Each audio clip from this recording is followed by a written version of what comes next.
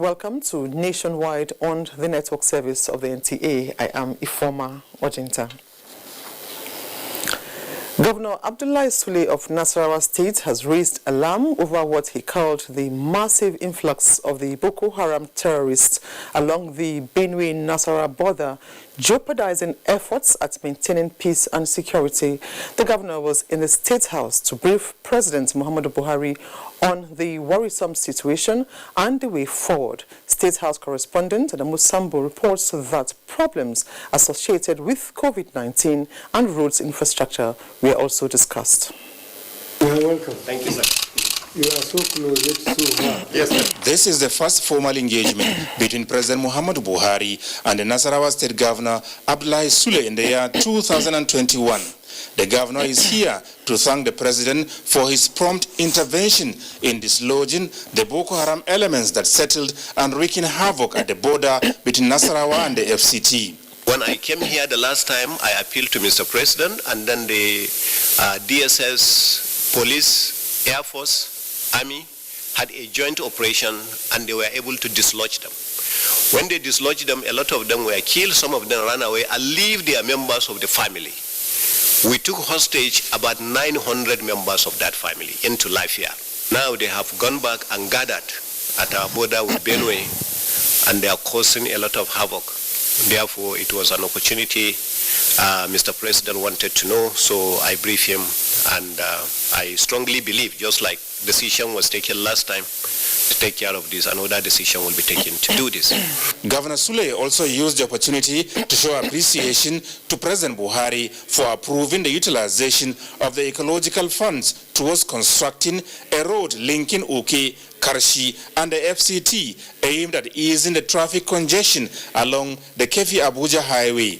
But what will solve the problem once and for all is if we have additional route from Gitata, Panda, Guruku and Mpape. That one will solve two of our problems. One, it will go ahead and reduce the traffic jam along these two routes that we have at the moment.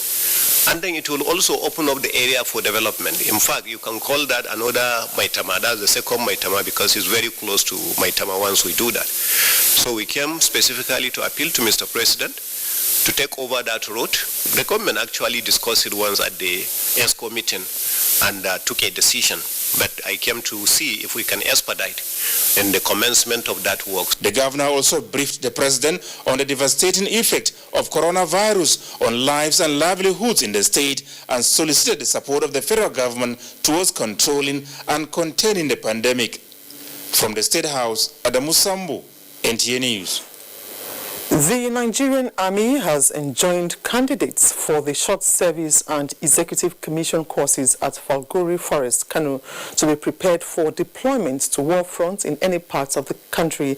Defense correspondent Ismail Musa was at the ongoing selection exercise at the Falgore Forest, Kano. These are civilians aspiring for the Nigerian Army Short Service Commission, Course 47, while these soldiers are candidates for the Executive Commission, Course 1, 2021. Successful candidates for the Short Service Commission will proceed for 9 months training at the Nigerian Defense Academy, Kaduna, while those for the Executive Commission will move to Kachia for 4 months intensive training. Have to make up your mind. Addressing the candidates, the Chief of Army Staff, Lieutenant General Tuku Bratai, represented notes that physical fitness exercise has been upscaled in the screening to enhance endurance and mobility. If you know you are not ready to go and fight a war that we're in right now, you are not ready to go and be deployed in Maiduguri or in Sambisa or in Timbuktu Triangle, before we go anywhere, you can fall out. Nobody is going to force you. We have to go and make sure that a member of the Federal Character Commission from the presidency was at the screening to ensure compliance with the nation's quota system. From Falgore camp in Kano, Ismail Musa, NTA News. Major stakeholders in Zamfara state security sector have unanimously resolved that the peace deal initiated by the state government be sustained and reinvigorated to complement the kinetic approach to achieving lasting peace in the state. This resolution was reached at the end of an emergency meeting of the stakeholders presided over by Zamfara State Governor Bello Mohammed at Government House, Gusau. Haliru Mohammed Umar has more. The recent resurgence of armed banditry in some local government areas of Zamfara state has continued to aggravate tension amongst the residents, especially the rural communities. Governor Bello Mohammed convened an emergency stakeholders meeting on security to examine the situation and to collectively chart ways of tackling the problem. The meeting, which lasted for several hours, particularly centered on reviewing the controversial peace deal initiated by Zamfara state government, as the governor engages heads of security agencies, traditional rulers, local government sole administrators, and religious leaders on whether to continue with the initiative or discard it. The stakeholders who took turn to talk on the matter and other related issues unanimously resolved that the peace deal be sustained and reinvigorated to go simultaneously with the kinetic approach, considering the significant impact it has made in the restoration of relative peace to the state.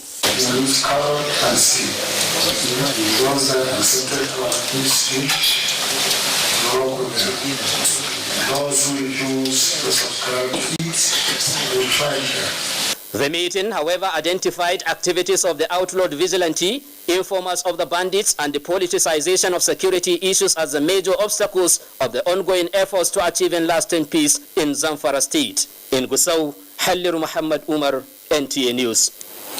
Meanwhile, the Nigeria Police Force has flagged off the distribution of 200,000 units of motorcycles to boost the morale and enhance the quality of service delivery of its officers and men. Francis Fong reports. Elated police officers on rank and file receiving their checks for the purchase of motorcycles. The only criteria to benefit is membership and contribution to the NPF multipurpose cooperative.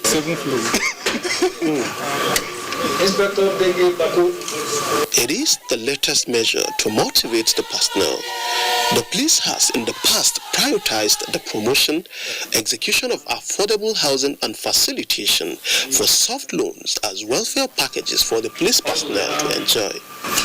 Beyond which comes the long repayment period of up to 3.5 years. It's a strategic inclusion. The IGP's welfare program that attracts zero processing fee. We shall continue to accord priority to the welfare through the scheme of this nature, and we shall continually evolve other well-thought-out initiatives towards improving their welfare.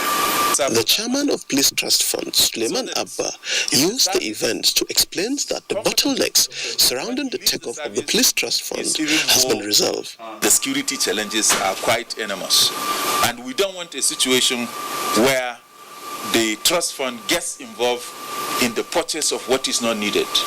Myself, as the chair, and other trustees have a commitment to ensure that they keep up to the trust. He pledged that the board will soon hit the ground running to achieve the objectives for which it is set up. In Abuja, Francis Form, NTA News. Men of the Nigeria Security and Civil Defense Corps Rivers State Command have discovered an illegal dump where adulterated petroleum products are being stored. Robinson Deretaide reports that the dump was found at Rumomasi area of Port Harcourt. Site located in a compound at Arochukwu Street, Rumomasi, Port Harcourt, was discovered during an intelligence gathering by the Special Anti-Vandal Team of the NSCDC on the 19th of January. The compound, located in a busy residential area, has a brewery supply store, which perhaps facilitates easy transaction of the illegal business. A car loaded with illegally refined petroleum products, as well as several other gallons loaded with the product, were discovered and seized by the NSCDC team, while a suspect and the landlord of the building were arrested. What I just showed you is what we call disaster waiting, which was averted by the prompt action of the Nigeria Security and Civil Defense Corps. Through our intelligence, we were able to discover this particular dump. The suspect, alongside other residents, denied any knowledge of the illegal business in the area. I go there on Tuesday to work. Emergency, I saw some people coming there. Then they started calling me because they're plenty. The house gone. They started calling me, start to come here. Then I fear. I start running. Then I stop at gate. Then they come meet me there. They ask me, what am I doing there? I say, I'm working here. I'm offloading crates. I came to work, so I just see few civil defense people. They just walking here, pack some diesel and went out. Investigation is ongoing to arrest other suspects linked to the illegal act. In Port Harcourt, Robinson Delatede, NTA News.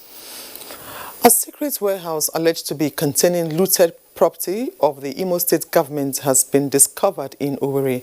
The Commissioner for Commerce and Industry, Simon Ebechulem, made the disclosure after inspecting the facility. Bright Ebuchu has details. The visit to the warehouse, alleged to be containing looted properties of the Imo State government, follows the action of a whistleblower who intimated of the facility located along Owerri-Aba Road, opposite Alaba Market, Naze, in Owerri North local government. The Commissioner for Commerce and Industry, Simeon Ebebulem, who led a team to inspect the warehouse while briefing journalists, confirmed that the equipment actually belonged to the Imo State government.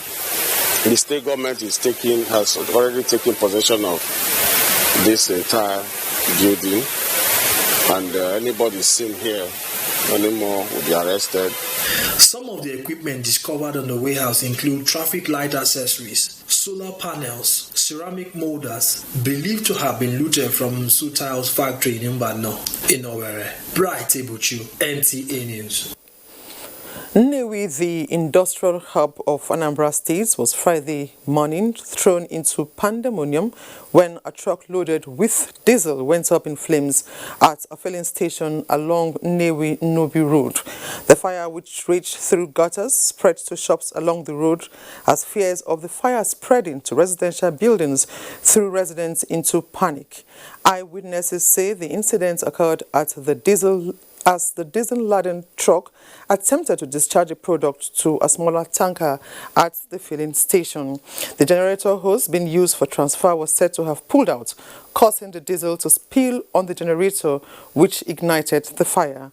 The Nnewi Fire Service was said to have quickly arrived at the scene and succeeded in putting it out. No life was lost in the incident, but all the dispensing meters at the filling station, a motorcycle, generator and the long truck were all burnt, among other valuables. Let's now join Adiola in our Lagos Network Center for stories trending from there. Hi, Adiola. Ifoma. We'll begin with the Nigerian Army and operational capacity. In pursuance of the current realities to meet up with global best standards and tackle emerging security threats, the Nigerian Army has embarked on massive infrastructural upgrade of its facilities across several formations. The latest is the inauguration of remodeled structures at the Nigerian Army Ordnance Corps headquarters in Lagos. Lynn Denike reports. Enhanced proficiency and combat readiness remains a priority to the Nigerian Army as it targets greater levels of successes in their operations, and provision of befitting infrastructure and facilities is a demonstration of the Chief of Army Staff's drive to bridge infrastructural deficits across its formations. So help us God. The remodeled Naval Hall and other structures within the 81 Division area of responsibility is to further enhance personnel development. The newly reconstructed hall will add great value to the activities of Headquarters Nigerian Army Ordnance Corps in terms of hosting conferences and seminars. I wish to also seize this opportunity to appreciate your tireless efforts and contributions towards the success of all Nigerian Army operations across various theaters. This feat by the Ordnance Headquarters is to enhance efforts of the Army in protecting the territorial integrity of the nation. Through this project, your vision, which is to have a professionally responsive Nigerian Army in the discharge of its constitutional roles, has been clearly driven home and in the letter of your vision statement. Initiatives like this amplify the Army's resolve to tackling any form of insecurity and other challenges that could arise. In Lagos, Lane Lenake, NTA News. Now moving on to improved maritime security, fleet recapitalization, infrastructural development, capacity building through trainings, research and development, as well as increased hours at sea are key areas that have helped turn the tide of insecurity within the maritime domain in the last 5 years. In this report, Dr. Guyemi examines the successes achieved by the Nigerian Navy as well as prospects for improved maritime security. On the streets of Lagos and across Nigeria, businesses and livelihoods depend on safe maritime activities, which accounts for over 90% of Nigeria's trade. With a national maritime environment of about 84,000 square nautical miles and an exclusive economic zone of 200 nautical miles, including its area of interest in the Gulf of Guinea, the protection of which is the statutory responsibility of the Nigerian Navy. Over the years, its effort has bridged some security gaps at sea, with a year-on-year increase of hours spent at sea by its capital ships and other vessels. The figure, as at 2020, stood cumulatively at 27,758 hours. This feat has translated into a reduction in the trend of piracy attacks to 22 attacks recorded in 2020 within the Nigerian maritime environment and 44 within the Gulf of Guinea. Its efficiency at addressing illegal bunkering activities culminated in 982 illegal local refineries and refining sites deactivated, with about 487 suspects arrested. In the area of fleet recapitalization, the Navy has in the past 6 years acquired 378 platforms of varying categories from UAVs, patrol crafts, fast intervention boats, and helicopters, with others being expected to join the fleet in 2021. Sea power is enabled by adequate research and development, like we saw in the latest 40-meter SDB. A lot has been put into it, a lot of improvement from the Caradua experience. Research and development must be nothing less than 10% of the GDP of the service. We need to capitalize on that so that you can win your own staff, groom them for higher developments, so that tomorrow we might begin to develop our own guns and missiles. Also worthy of mention is the Falcon Eye surveillance system, which aided monitoring of vessels and activities at sea. The Falcon Eye has been a partner to the achievement of the Nigerian Navy Total Spectrum Maritime Strategy, and has been part of the doctrine of staying behind, watching from perspectives of the Falcon Eye alignment, and responding as efficiently as possible. With these initiatives, the Nigerian Navy is poised to appropriately address prevailing challenges and is repositioned for enhanced operational efficiency in 2021.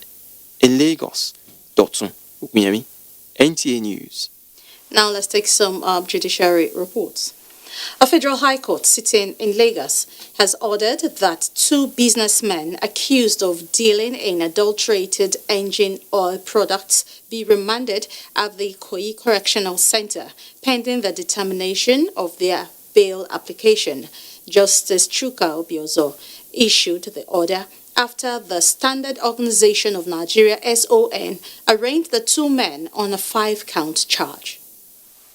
5-count charge brought against the 2 defendants, Vanguard Lupa and Bright Obuabu, include fraudulent inscription of fake SON mark and certification number on the substandard products. The defendants were accused of forging labels of Total, Mobil, Fort Oil and Masco to deceive unsuspecting buyers. When the charges were read to the 2 accused persons, they pleaded not guilty to the charges. Prosecuting counsel Adeleke Olofindare told the court that he had 5 witnesses to prove his case. He urged the court to remand the defendants in custody at the Nigerian Correctional Center till the conclusion of the trial. But the defense counsel, Mr. Akinwumi, said he intended to file a bail application. Justice Chuka Obiozo then fixed February 1 for hearing of defendant's bail application. In Lagos, Dotun Oguyemi, NTA News. That's a bit from Lagos. Let's take a breather now. Nationwide will continue thereafter.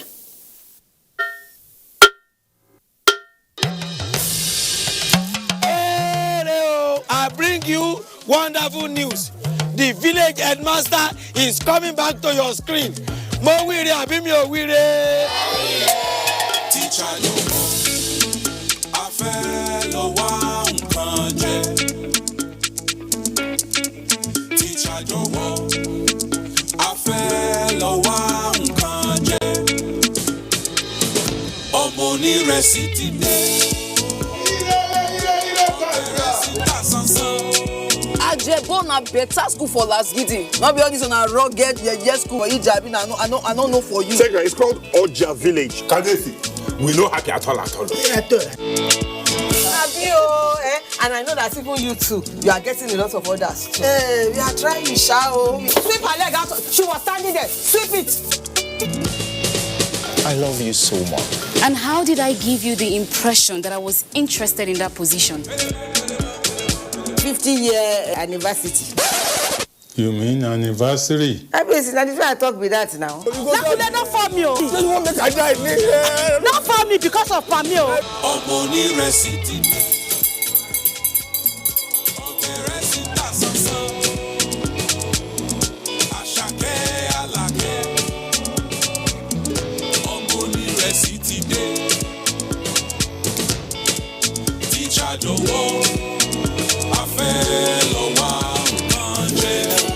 You know that 35% of every girl child and women are raped on a daily basis. Some are killed in the process. Some take their lives in shame. Others remain emotionally dead for life. It is sad. This culture is not ours, definitely not African. How did we allow bad culture to infiltrate and take over? Even if you lack fear for the law, what of fear of God? And you, why do you cover up rape acts when it happens? Remember, a problem shared is a problem half solved. Never cover any rape act because a rapist is a murderer. It could be you or your loved ones next. Women must be treated like the prize giant they are. Say no to rape.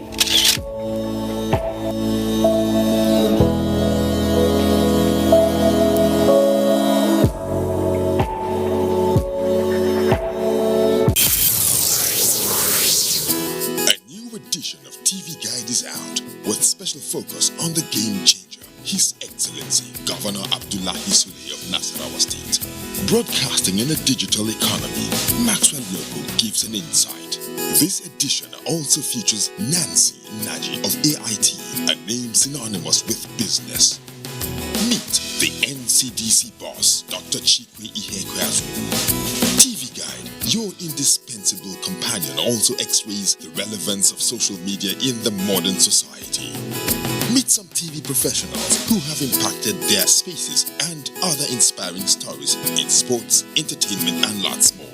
Grab a copy at the vendor near you or NTA stations nationwide. TV Guide, your indispensable companion.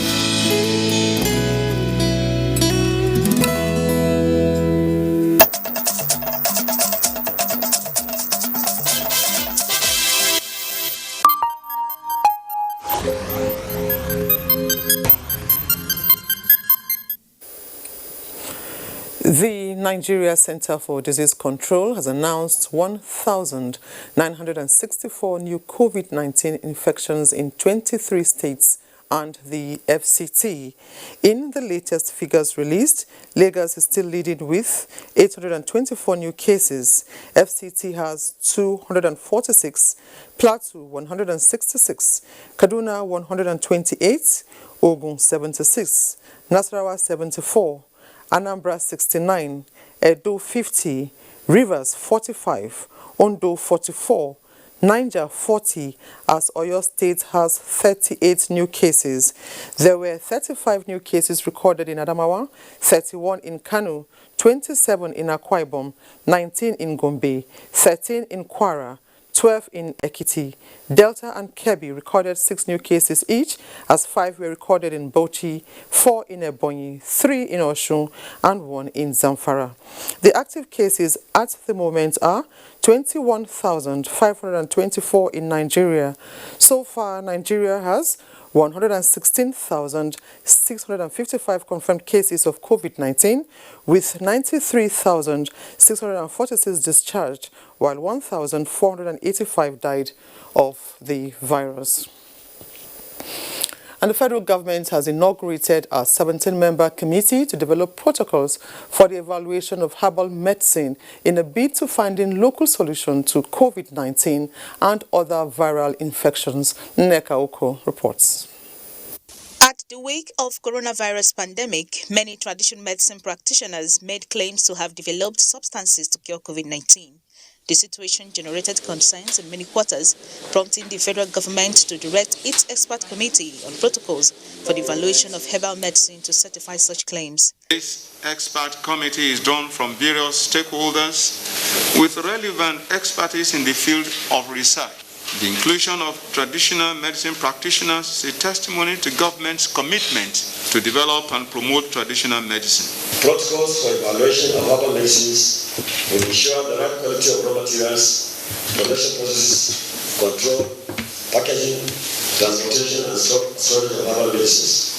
With the release of 10 billion naira by the federal government to support research and production of local vaccines for COVID-19, the committee is hopeful that formal integration of traditional medicine into conventional ones will hold much promise for the future. The huge amount of knowledge that is trapped in this country, if we're able to open them up, we won't be looking for any outside drug. So we want government to promote us. We want government to tell Nigerians that, look, the time have come for us to begin to use our local content, our local product. The committee also urged Nigerians to adhere strictly to the precautionary measures against COVID-19, as advised by the PTF. In Abuja, Nneka Oko, NTA News. Meanwhile, worried by the poor attitude to compliance with COVID-19 safety measures, the Imo State government recently rolled out steps to enforce adherence to the rules. Rina Ohiri now reports on the level of implementation of enforcement. The over 4 deaths resulting from COVID-19 has further heightened the concern of the Imo State government over the poor level of compliance to the COVID-19 safety measures by residents of the state. Worried by the situation, the State Commissioner for Information and Strategy, Declan Emeluba, had highlighted new measures put in place by the government to enforce compliance with safety rules at a briefing a week ago. The measures include the setting up of mobile court to try offenders. A drive round major streets in Owerri, however, reflects the old order, as some people were seen without their face masks going about their businesses unchecked. We don't just want to bounce on people and start arresting them and doing all that without giving them the benefit of doubt to know that this thing is real and it is in your interest that you observe the protocols for your safety, for the safety of your life and the lives of your loved ones. The chairman Imo State Task Force on COVID-19, Professor Morisiwu, says the resurgence of the deadly virus could have been prevented if the safety measures were strictly adhered to. He describes the enforcement measures soon to commence in Imo State as a major step towards eradicating the spread of COVID-19. One thing we have determined to do, public spaces must be kept in compliance. In Owerri, Rina Ohiri, NTA News. The Rivers State's government's directive to civil servants below grade level 14 to stay at home as a measure to contain the second wave of COVID-19 has begun to take effect. This is just as the government said the proactive measure and others are steps taken to protect lives amidst calls for collective action to reverse the trend. In the latest directive, civil servants below grade level 14 are to stay at home even as teachers and schools remain active in operation. The latest measure has now reviewed the recall of all the civil servants within the context of the hike in the incidence of COVID-19. So this circular does not alter the calendar of the school. What it does is reinforces the principles of COVID-19 that has been set down by the state government. And mind you, there is a COVID-19 task force which monitors compliance of the protocols in schools. I'm a member of the task force. Expectedly, with lesser number of staff, a number of government activities stand to be affected. Obona is among some of those who came to the state secretariat for government transaction but couldn't be attended to because the officer who ought to attend to him is among those now at home. For Obona, this is a sacrifice everyone needs to make, supporting the government's efforts towards set objectives. Not much of the staff were there, but at least I saw someone that would agree to me. Keen observers also want the government and its agencies to further drive the strict adherence campaign to the COVID-19 protocols across other public institutions in the state. In Port Harcourt, Kingsley Amajiri, NTA News. Nigeria operates a farming system that is mostly dependent on rain-fed cultivation, and this, based on studies, impacts negatively on the development of agriculture. To boost agriculture's productivity, experts say there is need to embrace irrigation farming, especially in the rural areas, to enable farmers beat the odds that come with cultivation of crops in the dry season. Justina Etim takes a look at investment in agriculture to guarantee all year-round farming. Majority of Nigerian farmers are rural dwellers who prefer to grow their crops during the rainy season when there is access to sufficient water. In fact, findings reveal that most rural farmers prepare for cropping after few rainfalls. For the farmers, cultivating during the dry season poses a big challenge and hinders good yields. Dry season farming gives more money than the rain season farming. Why? Because you're farming off season and you sell better. When the crops are not in the market, so you sell better. We need pump at least that will help us to at least less the suffering in the farm. We can't really plant and we have to pour water on it, and we get water by buying it. For the Cross River State government, which has a passion for agriculture, funding its numerous agriculture projects has been a challenge, as majority of its farmlands are located in areas where there is inadequate water required for the crops to flourish. Federal government should see the provision of irrigation as a major issue to be attended to.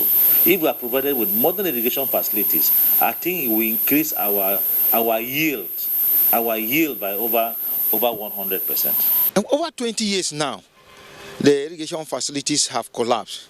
We are trying to partner with Basin Authority to ensure that all the old irrigation facilities are revived, and at the same time, new ones are equally built. As the present administration intends to make agriculture the mainstay of the economy, it must look beyond the rain-fed cultivation to enable farmers produce more high-value crops. In Calabar, Justina Etam, NTA News. Time to join Kemi in Ibadan Network Center for more stories on Nationwide. Over to you, Kemi. Thank you, Ifoma, and welcome to Ibadan. The need for improved collaboration with government in research and development for soil-specific intervention towards environmental conservation and agricultural productivity has been emphasized. This was at a workshop on soil mapping and fertility evaluation for tomatoes and oil palm at the Institute for Agricultural Research and Training, Ibadan. Kemiyoshi has details. Yields remain unrealized due to the need for adaptation of soil for necessary improvements, as continuous use of soil for agriculture reduces its capacity for maximum yield. For oil palm and tomatoes, experts say there has been a decline in the level of production by many smallholder farmers across Nigeria who depend on native soil fertility due to climate change, aging trees, diseases and declining soil fertility. The bane of our farmers is productivity, because the farmer puts in so much energy into production, but he gets very little out of it. We'll be able to formulate fertilizer that are suitable for oil palm, and it will be site-specific. There are times we apply what the crop does not need. That's wastage in terms of resources. We have come to understand that the nutrients status of the soils in different regions vary, and there is need to give to the soil what it requires. The soil mapping and fertility evaluation for oil palm and tomatoes is expected to result in enhanced value chain of crops, improved livelihood for farmers, and boost the nation's economy. It will save our foreign exchange earning. Also, it will generate employment. So it's going to be blended by OCP. Then we'll now go into what we call the validation phase before it will be available to the farmers. The effort of federal government, research institutes and other collaborators in formulating soil-specific intervention in areas where these crops are grown, therefore, becomes necessary in Ibadan. Kemioshi, NTA News. For the transmission of HIV/AIDS to be reduced to the barest minimum in Nigeria, stigmatization must be tackled and adequate sensitization about the disease must be carried out, especially among people living with the disease. These were re-echoed by speakers at the opening ceremony of a capacity-building workshop for people living with HIV/AIDS in Ilorin, the Kwara State capital, where there is 1% prevalence rate. Aisha Abubakar Yahaya reports. Federal government's plan is to reduce the transmission of HIV/AIDS to the bearers by the year 2030. However, this can only be achieved if people living with HIV virus are not stigmatized and know their rights. The training is to, among other things, introduce the participants to various skill acquisitions and job opportunities that can make them productive despite their health status. The essence of this capacity building is to strengthen those who are positive, who are accessing services, because we have people who have stigmatized them, but we also have them stigmatizing themselves. So if we incorporate this, we have a program that we call the FLHA, Family Life HIV Education. If this is well incorporated into our curriculum, it will be like a normal mathematics, normal English. If you have HIV and you're living with it, you can actually live a good life so long as you're on medication and you're taking care of yourself. With the outbreak of COVID-19 pandemic, regular use of prescribed medication and prompt visits to the hospital are necessary for HIV/AIDS victims to avoid being knocked down by the disease. Aisha Abubakar Yahaya, NTA News. And that does it from Ibadan. Ifoma, it's back to you. Thank you very much, Kemi. Now, beneficiaries of the 17,000 special public works from the 17 local government areas of Enugu State have been urged to take advantage of the federal government's program to better their lives. Minister of Foreign Affairs, Geoffrey Onyama, said this at the inauguration of the program in Enugu State. James Obarekocha reports. The program is aimed at lifting the less privileged youths in the country, especially with the hardship occasioned by COVID-19 pandemic, by engaging them in more useful works. This is the first step. Then we will now look at what is possible financially and otherwise will be maximized and taken advantage of. Many unemployed youths of Nigeria are being empowered to be able to put food on their table. The Enugu State chairman of the program said the recruitment of the beneficiaries is in line with Mr. President's directive, where genuine persons with verifiable addresses and contacts were engaged. But in this particular exercise, the 17,000 beneficiaries, we had their numbers, we had their address, we had their names. Some of the beneficiaries expressed their happiness for being selected. Yeah, I feel excited enough. I feel very, very happy, and I thank God for everything. They are expected to engage in various community/environmental jobs ranging from drainage clearing and maintenance, vegetation control, feeder road maintenance, irrigation, among others. In Enugu, James Oparikocha, NTA News. The role of the youths in governance is critical to the development of any nation.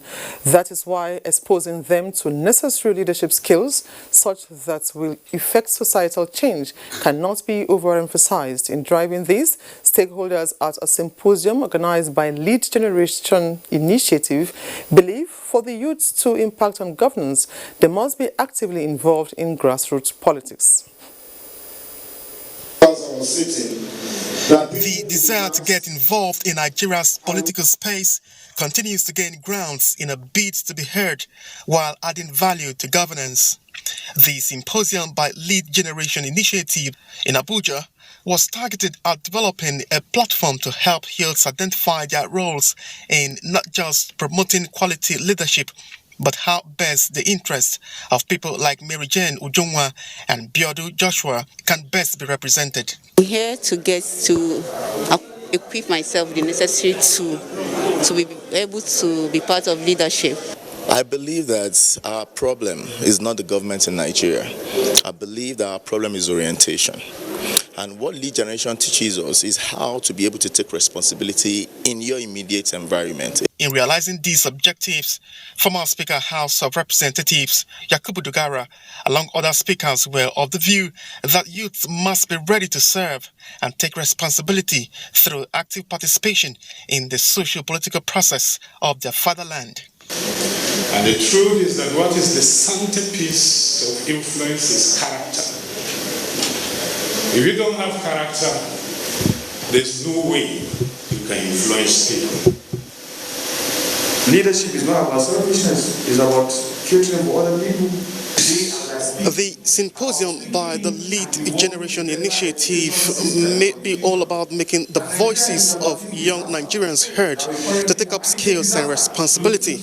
But why the leaders of tomorrow must start leading now through political participation was topical. We must no longer speak about the youth in the context of the future in this country. We must speak about the youth in the context of the present, of the here and now. The symposium and unveiling event had participants from the 36 states and the FCT through visual link. In Abuja, Charles Alpha, NTA News.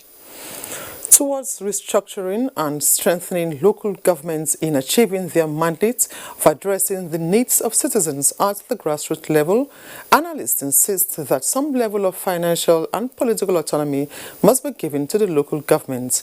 This was a submission of guests on Good Morning Nigeria while reviewing the role of government in empowering Nigerians in the rural communities. Good Morning Nigeria have blamed the increasing rates of rural-urban migration on infrastructural deficits, lack of social amenities, poverty, and unemployment. To change the narrative and bring back Nigerian local governments to its former glory, the guest says emphasis must be placed on national planning and development. We will not say that communities are doing nothing. The communities on their own are trying to respond to the little problems they have. But these bandits, these criminals, have superior power over and above the capacity of the local government. Even if the government provides fund and then the templates for checking the activities of these criminals in the rural areas are not properly placed, you are not likely to get anything. On the issue of insecurity and the increasing rates of criminality in the rural areas, the guests maintain that security is vital. Hence the need for synergy between security agencies at the local government level and the rural communities. Advancements in science and technology have enabled us to detect 24/7 who is coming into our border areas. Even the ungoverned spaces, the 1,129 forest reserves, there are drones that you can deploy that can give you 24/7 what is happening in those areas. We also engage at the local level with the vigilante. And I know for some states like Niger State, they have acquired arms for the vigilante, kept with the police. Whenever there's need for any operation, the arms are released to them. After the operation, you return the arms. They also stress the need for effective punitive measures in place to punish criminals. In Abuja, Alika Okwanachi, Arua, NTA News. Felicia is standing by in Jos with reports making rounds from that axis. Hello, Felicia. Informer, good to see you and welcome to Jos. We begin with education matters. Management of University of Jos says it has put in place necessary sanitary measures for a hitch-free session as academic activities resume in the institution. Registrar of the university, Monday Danjem, disclosed this while speaking on the level of preparedness for academic activities. Belkis Unuhu reports. The University of Jos had cut short its 2019-2020 academic activities due to strike embarked upon by the Academic Staff Union of Universities and the COVID-19 pandemic. The recent directive by the federal government for all academic activities to resume prompted the Senate to call for resumption of activities for the 2019-2020 academic session. Ensure that they are able to do all the measures, keep all the measures in place and everything so that it will be safer. Coming back to school made us feel excited. School management had carried out decontamination in the hostels and other facilities for safety. Students are expected to come with at least 10 packs of washable face masks. We have also requested that they should also buy this pocket hand sanitizer so that they will be going around with it all the time. Other measures put in place to curb the spread of COVID-19 in the institution is the placement of hand washing machines and basins as well as sanitizers at strategic locations. Students are coming in, they are going to, those things that we have asked them to bring, they will also list them and tick them that yes, they have brought them. Lecturers and security operatives in the institution are advised to ensure strict compliance by students during lectures and at various entries of the campus. In Jos, Bilkis Nuhu, NTA News. Away from education, security is one of the frontline requirements of human beings given its place in the survival and development of nations. Salau Abdurrahman Mohammed reports on how security fared in Plateau State in 2020. Destruction of valuable property, organized crimes like banditry, kidnapping, and cyber crimes played out prominently in the year 2020. As confirmed by the police authorities in Jos, the Plateau State capital. Efforts of the police were complemented by other security agents to tackle insecurity in the communities, among which are the Operation Safe Haven, Operation Rainbow, and the Nigerian Security and Civil Defense Corps. How were these security challenges tackled? Most communities were able to give us intelligence reports, and we want to give us more in the year 2021, because most times where there are distress calls, we are always, when they call, we are always there timely. Operation Rainbow in its characteristic responsibilities has been proactive and at the same time reactive and also preemptive. We made deployments to the various nook and crannies of the state in case there is any distress. The security agents expressed optimism that 2021 will witness less crimes and improve safety for all. In Jos, Salau Abdurrahman Mohammed, NTA News.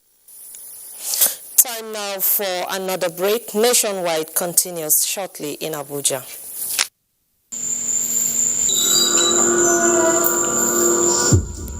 Life can be very eventful. We curiously expect things to happen, even when we don't know what. Our human nature makes us like and repost lots of information. Some are unverified, inciting anger and hate. Sometimes innocently, other times the urge to break it first. This, in most cases, has caused destruction in many nations.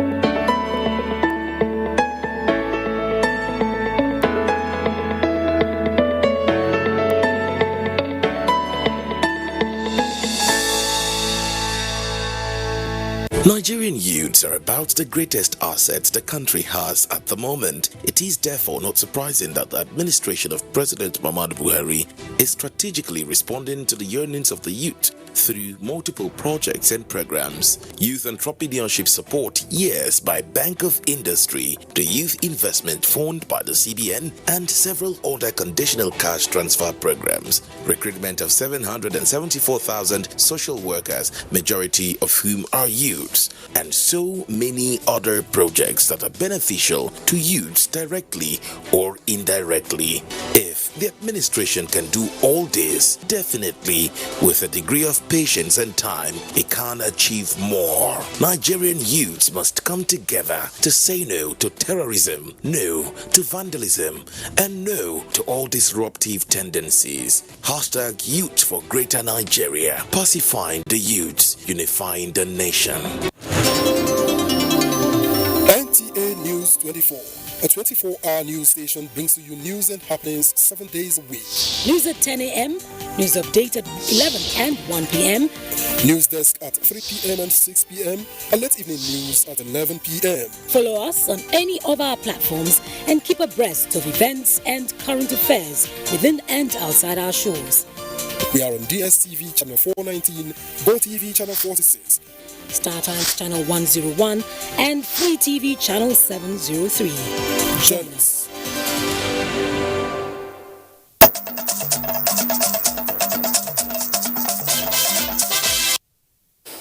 And now sports.